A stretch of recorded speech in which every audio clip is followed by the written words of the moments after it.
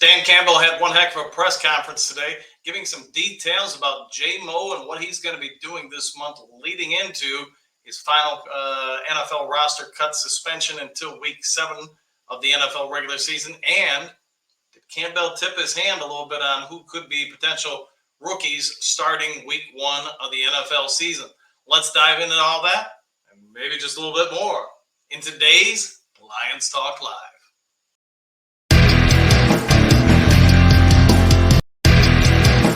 All right, well, how's everybody doing out there in YouTube land today? I'm your host once again, Dan Thornton, and I want to thank each and every one of you for tuning into today's episode of Lions Talk Live. I'm sure you've all heard this before if you've watched anything on YouTube before, but if you haven't yet subscribed to this channel, please consider doing so. Subscribing helps put the videos out there to further and further audiences to reach and see, perhaps new subscribers find the content, etc. If you've got a moment while you're watching the videos, even leave a thumbs up and maybe even throw in a few thoughts in the comment section below. But now let's get into the topic that you see it on the bottom of the screen. Dan Campbell had some interesting comments today in regards to Jameson Williams. I thought, as a coach myself, this was real telling. The Lions understand this kid's immensely talented. He's got abilities very few people on this planet have, and they're also aware, the coaching staff, this kid needs reps. He needs to develop. We all know that he's going to miss the first part of the season due to his suspension. So Dan Campbell's and company, Ben Johnson, they're going to roll the dice a little bit. They're going to play him apparently a ton during this preseason. They're going to use those 3 preseason games as an opportunity to help this kid grow. Let him develop. I get if he gets hurt, everybody's going to say this is the stupidest move ever. But since he'll have basically 2 months off, unless it's a really, really catastrophic injury, they're also going to use this preseason as an opportunity to keep him developing, keep him moving forward, and keep him in the plans for this offense, getting more and more comfortable. Last season, his rookie year, we're all aware he couldn't play the vast majority of it because he was recovering from an ACL tear that he suffered during his senior year in college and the NCAA championship game. But being that as of May, as the season went on, as he got on the field more and more, even though he was mostly used as a decoy, you could see the impact he had on defenses, how they had to shift coverage, drop a safety instead of just one back. They had 2 back safeties high. So you get the point. This kid changes differences in defenses, forces defensive coordinators to make adjustments just simply by him being on the field. The few times when they left single high safety, Jameson Williams was free to go deep. And while they weren't all spectacular one-handed catch touchdowns, you could see how if you leave him one-on-one, he's probably going to win that 9 times out of 10. Being that as it may, I'm a fan of this move. I think we all can agree Jameson Williams needs time on the field to get in sync. I doubt that means Goff's going to be out there, but Nate Sutfield, boy, he's going to really love having a receiver like that to work with. Same with everybody else. So we'll see how many snaps he ultimately gets. At the end of the day, this is another sign this coaching staff is all in on this season to play. This season to make a push, not just for the division, but also the conference. They're thinking Super Bowl. They know in order to get there, they need Jameson Williams to develop now. They can't wait to year 3. They can't have this excuse, that excuse, why he didn't make it or why he wasn't ready when he gets back week 7. They're going to do everything in their power this preseason to make sure this kid is as ready to go as possible. Now, let's also remember with the suspension, he can't be on the sidelines or anything of that sort. But come week 4, and don't quote me on this, it's either week 4 or 5, he can return to the Lions practice facilities to not be coached, but he can get in there to start using equipment, workouts, and things of that sort. Just can't be on the field practices. So they're going to try to bridge that month hiatus that he's ultimately going to have from the final cuts when he's going to have to leave the facilities and all the Lions coaching staff until he can return week 4 on a limited basis and try to help smooth and speed the transition towards his ultimate return week 7.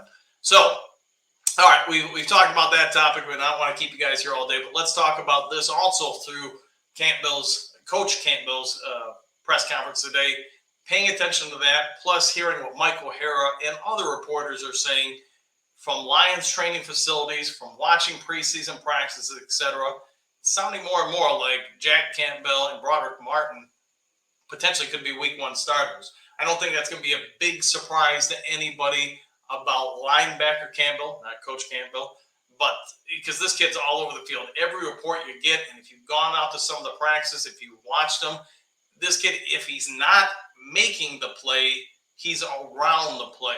He's constantly around the ball. And what more could you ask from a middle linebacker than something like that? You see him stand next to Aiden Hutchinson and some of the other just towering presences this team has. He's right there with them, 6'5", 250 something, and he's got a motor. In the coaching world, you've got tape speed, so you hit the clicker, somebody runs the 40 or the 50-yard dash, you record it, okay, that's their speed.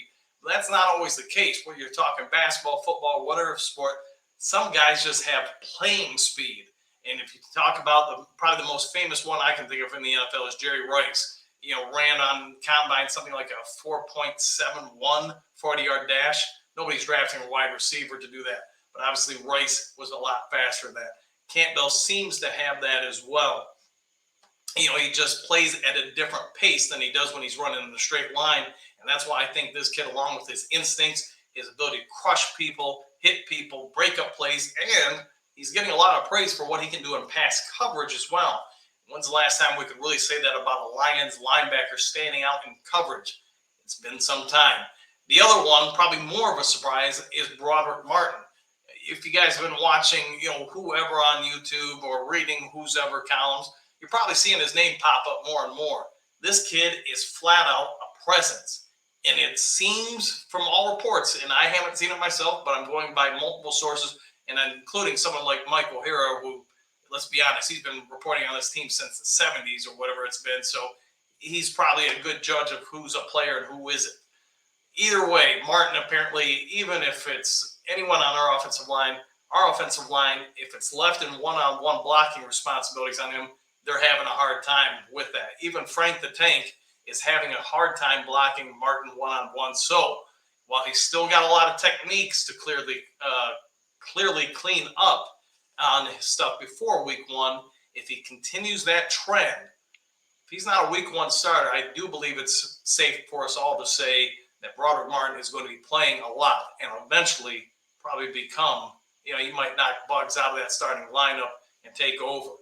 And to me, that just it helps out a lot. You got great, even if he doesn't become a starter, you've got great pieces to rotate.